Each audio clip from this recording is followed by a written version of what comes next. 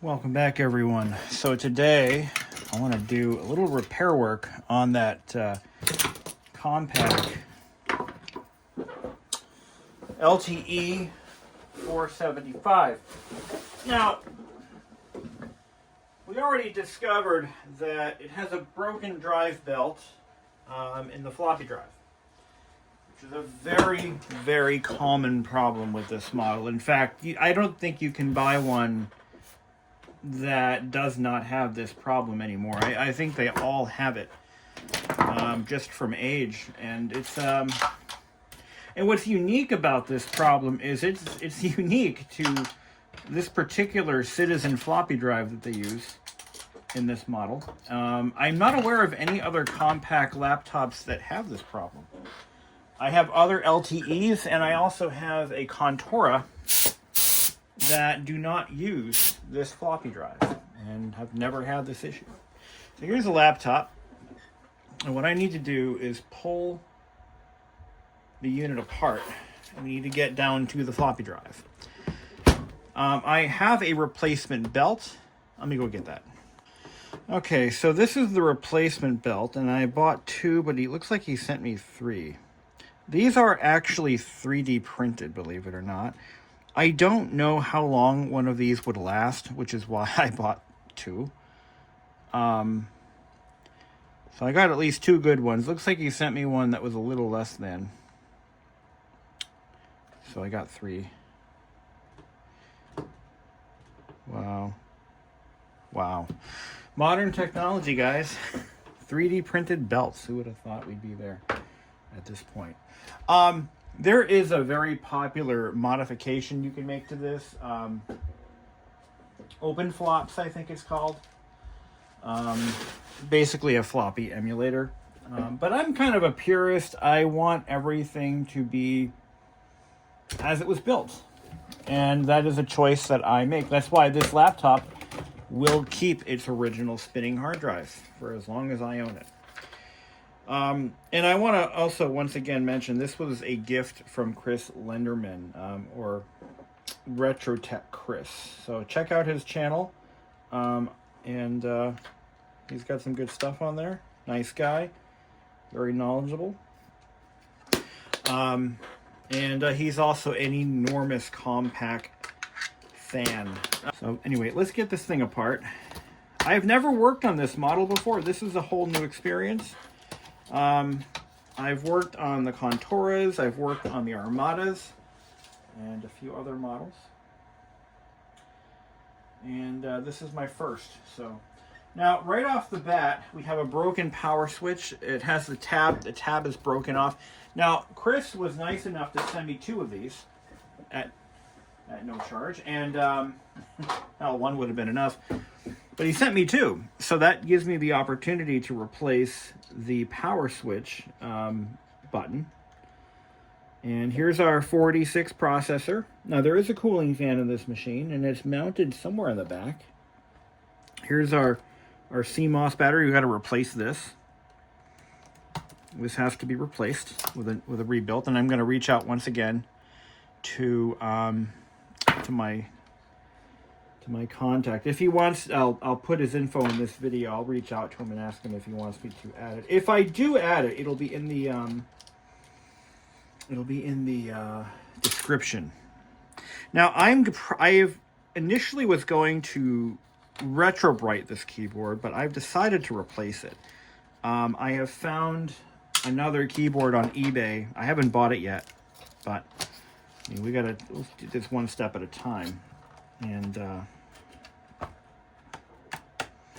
but I want to. I'm gonna replace the keyboard with another one. These are all very badly yellowed, and I don't know if I want to retrobrite this. You know, maybe I'll try it first, and then we'll decide later. But overall, the plastic shell of this computer is just amazing. It is in amazing condition. There is no breakage, which was the death knell for these. It was really the weak spot. The plastics were so fragile on these, especially as they got older. But then again, I mean, they were breaking up when they were just a couple of years old. Now this one is about nearly 30 years old. Here's our floppy drive. power supply is in here. We're going to take that apart maybe today or tomorrow, and we're going to go through and replace all the capacitors. There are no electrolytic caps on the main board, which is quite small, so we don't need to worry about that. This has got the Citizen W1D, the infamous Citizen W1D. And these right here, they are guaranteed to fail. So let's see if we can save this one. Where is that? The cooling fan must be on the power supply side. So anyway, we're going to just kind of put this aside. I'm also going to replace the latches. If I do encounter any broken plastic, I'm just going to reinforce it with pre-mix epoxy. Let me take this top cover off here. I've never had one of these apart, so this is going to be a fun new experience. But these are, yeah, they're guaranteed to fail. Guaranteed to leave you stranded. But to do what I want to do to this machine, I need a working floppy drive. So I didn't even watch a video. I watched a couple of clips. So I know what the belt looks like. I know where it goes, roughly. But let's get this apart. Okay. I gotta clean this tool off. It's got it's got hot melt glue on it. Here, there we go. All right, there we go. Let's pop this cover. There's little screws on the sides here that have to come off. There we go. So why did Citizen use, when there were plenty of designs out there that did not require a belt, why did Citizen make the decision to go belt? Yeah, oh yeah, that's broken. I can see it right now. So, okay. Oh. Okay. I think I get it now. So these looks like, yep. Let me grab a flathead. So these little clips here, you pull those out. Let me re-angle the camera here. Pull these out, right? And it looks, if I'm right, it looks like it's going to allow this whole mechanism to unlock.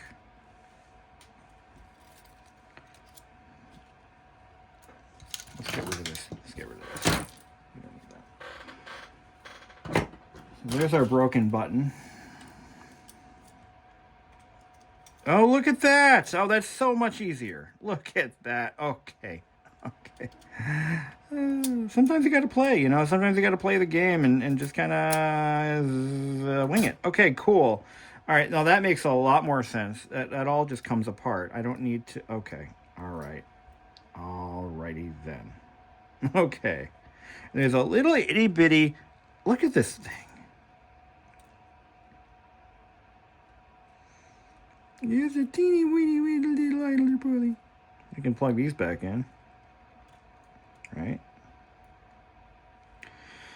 Plug these back in. I'm not going to bother replacing that one electrolytic. I just feel like if I do, it's not leaking. So I feel like if I touch it, I'm gonna regret it. Now we get to replace the belt for real. So I've got the motor out, which is part of the process, I think. We got to take, and I have a tool for this because I use it on my stereos, and I just use this little pick from Radio Shack. Yes, Radio Shack. And I pick the belt out with this, and it usually comes out pretty clean. And you can see there's some green stuff in there. You got to clean that off. You must simply clean that off. And alcohol sometimes works. So we got some alcohol and a swab here. Gotta clean that up. Okay, we're gonna have to use, I'm gonna take this microfiber cloth here. It's got out. See, I have an alcohol dispenser to my side, so that makes the job a little bit easier. I'm gonna clean this with my fingernail using the rag. Look at that, it's working. But yeah, you gotta remove all that residue. Otherwise, what's gonna happen is, and on a cassette deck, you can hear it, but on a magnetic floppy drive, a magnetic media reader, it's just gonna give you data errors. Whenever it hits that bump, the read-write head is going to it's going to see that as a problem. So you got to really clean that shit off as best as you can. But it's a very fragile motor, so I don't want to put any pressure on it. I just want to clean it as best as I can without being destructive. So it's like you're like a dentist here. You're just kind of using your dental tools to kind of get rid of that green stuff. And that green stuff is just leftover material from the belt. And I'd almost be willing to add this as an offered service on just tag it onto my car stereo business. So if I do this successfully, of course. So if anyone happens to have this problem, they don't want to do this because they just don't feel comfortable with it, I would be willing to potentially add that as a service, and it would be reasonably priced. It wouldn't be a lot of money. So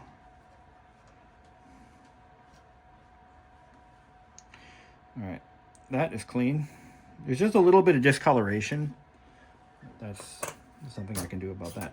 All right, now we got to worry about the rest of this assembly. The motor's the easy part.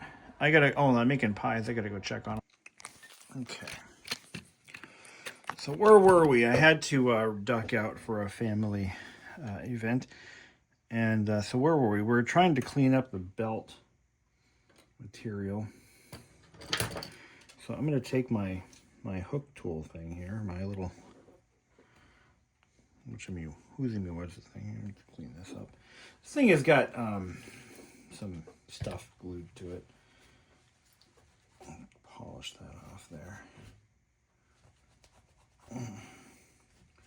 Take better care of my things, you know. There we go. So I'm going to try to get this belt off in one piece, but I don't think it's going to happen. Very gently pull it off piece by piece. We got this here. Now, I originally thought that this used a cogged belt. I remember reading something about there being one, and it was a yellow cogged belt. But apparently, I was grossly misinformed. This is just a really thin belt. Nothing fancy, nothing special, but what's wild to me is, like, so the motor has a tack built in, a tachometer, right? So they had enough room to stuff a tachometer in there to detect, platter speed. But they didn't have the good sense to be able to stuff a motor in that space. I don't know. I feel like if they were given just an extra millimeter, this belt system would be redundant. I mean, it is coming off, so there is some hope, and the spindle does spin freely. But what a wild way to do this. I mean, wild and seemingly unnecessarily complicated. It looks like the center hub is on an eccentric. That's genius, because what that's going to do is if the disc is, if the hub of the disc is off center, it will automatically locate and land it where it needs to be. Okay, so we have just a little bit of belt residue we need to worry about on the spindle. I'm going to wipe that away. Oh, wait, there's more. Nope, it's gone. Okay, good. I can't really get in there any better, though. That's the best I can do. And it looks like our idler. And just a little bit of gunk in there, too.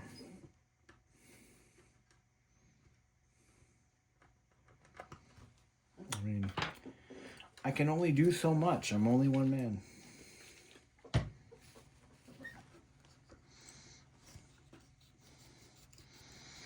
There is a market for this, though.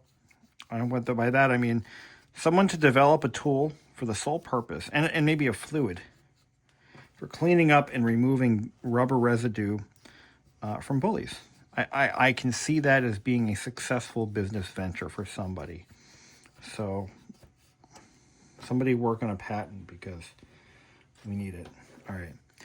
Now, yeah, there's still a little bit of rubber goo in there, so I'm going to have to pick it out. I don't think that the groove is so small I can't really get anything in there to clean it chemically. So I can get in there mechanically.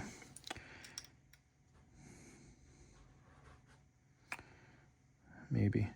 You know what I can do? Well, let's see. Look what I can do. I'm going to take this and I'm going to try to remove this split ring here. There we go. Got it. Didn't go flying. I love it. Now we're going to pull this off. Make sure yeah. So this guy right here, we got to clean this, and we're going to do it this way. All right, here we go. This is how we're going to do it. Clean that belt gunky shit off there.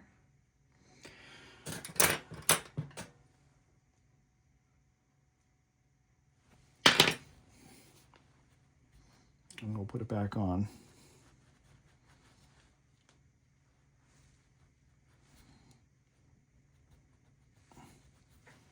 There we go. Look at that. Beauteous. Okay. And there is no bearing. I'm going to put a little droplet of, and by little droplet, I mean just a trace of clock oil.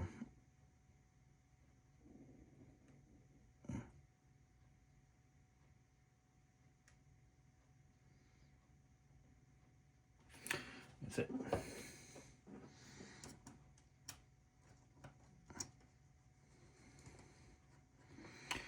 Okay. Grab my split ring.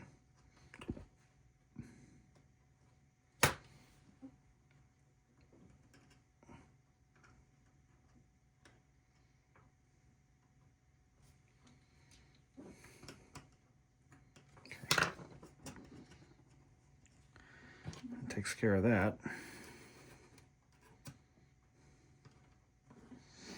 Get rid of all the belt goo. While we're down in the dumps here, I'm going to clean the heads.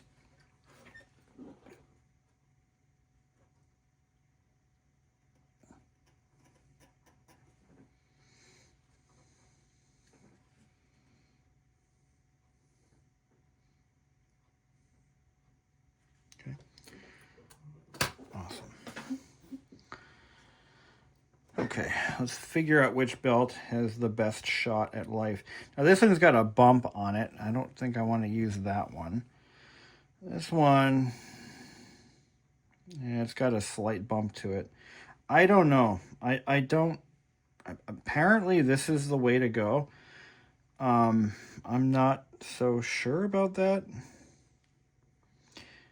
What if I took a little bit of my fine sandpaper here and we reduce this bump to a nub? I just don't know about this. You know, I'm not convinced that this is the way to go. But as they say, proof it is in the pudding. Now this one is a little better. Let's just try it. Let's just see what happens. I'm going to put this belt on.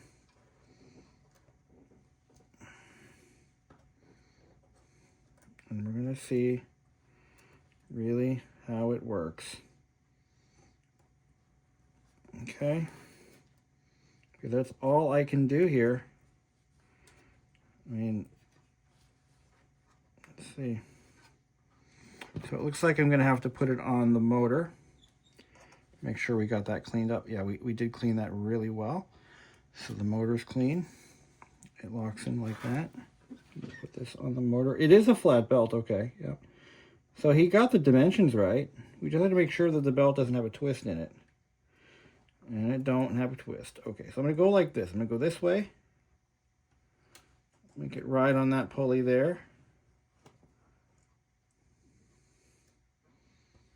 Okay, we're going to go in the other direction. Somehow we'll get it in the other direction. I swear to God, I'll do it. There we go. There we go.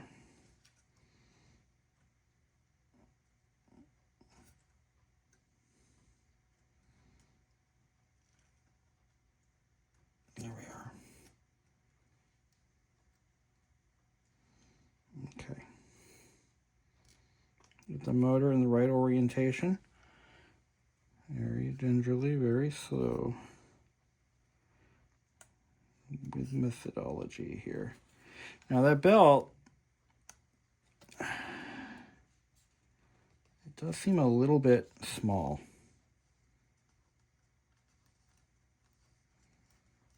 Let me roll it a few times by hand. I mean, the belt is belting, but it does seem a little bit on the tight side. So we might have to hand cycle it a bit. And where's all my screws? So these two screws are for those. And there should be some taper screws. I don't know. If the motor is strong enough, it'll overcome. And eventually it'll break in. But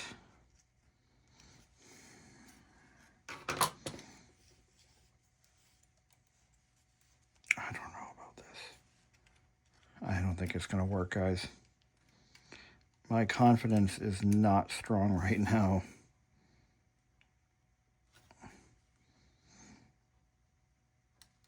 But the guy does sell a lot of these.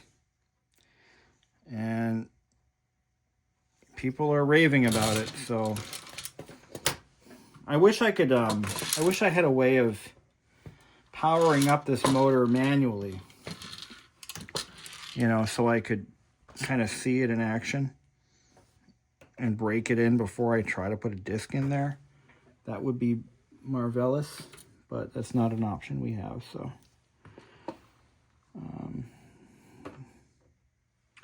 those are flat. And there should be a third one.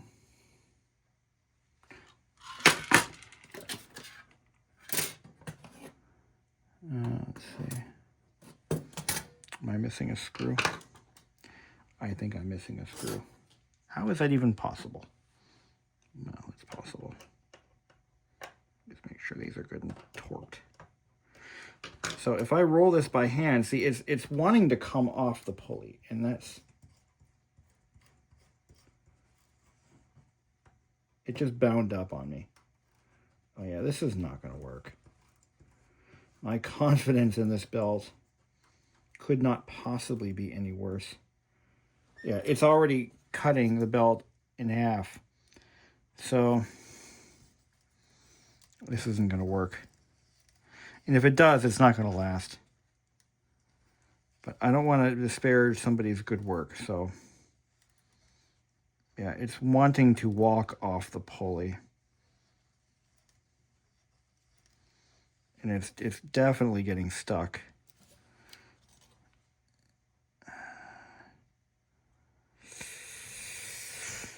Ooh, I don't know.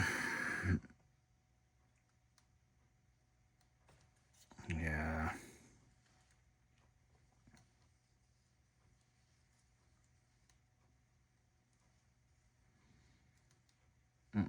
No, this is no bueno, guys. If it works, it won't be for long. All right, let's go ahead and power this thing up. We've got it back together enough to get it running. All right. Now, I think I mentioned this earlier in the other video that I made. This power supply needs to be recapped. 100%. It actually makes buzzing sounds. Here we go.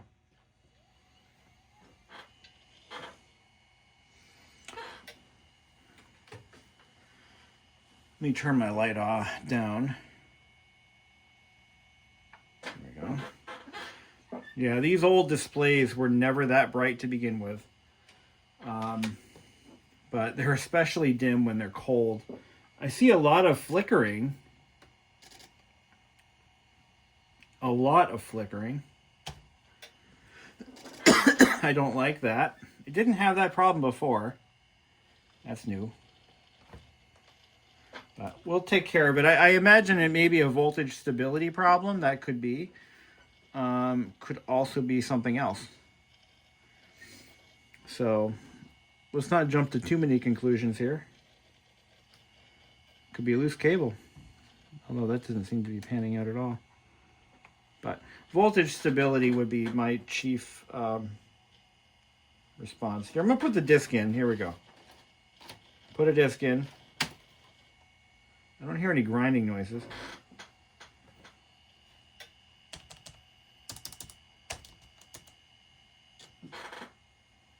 Just trying to read the disc. I don't hear any noises. Not ready, abort, fail. Retry. Yeah, that little motor can't do it. There it goes. There it goes. It's just trying. It's trying. No. Oh, there it goes. It's working.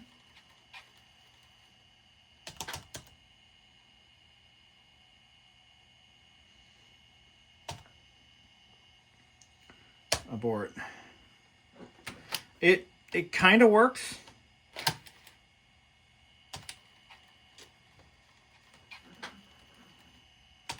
Format A:/S.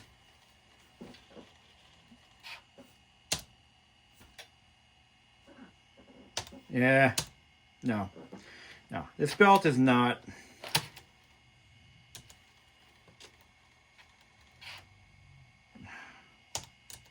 It's getting stuck. It threw it. It threw the belt. Just as I thought. All right. Here's the plan. It did exactly what I thought it would do. All right. It threw the belt. I could have seen that coming from a mile away. I'm going to now measure this belt, and I'm going to try to find one from my belt supplier. And we're going to see what they can come up with for me. I know exactly what I need. I think I know what I need.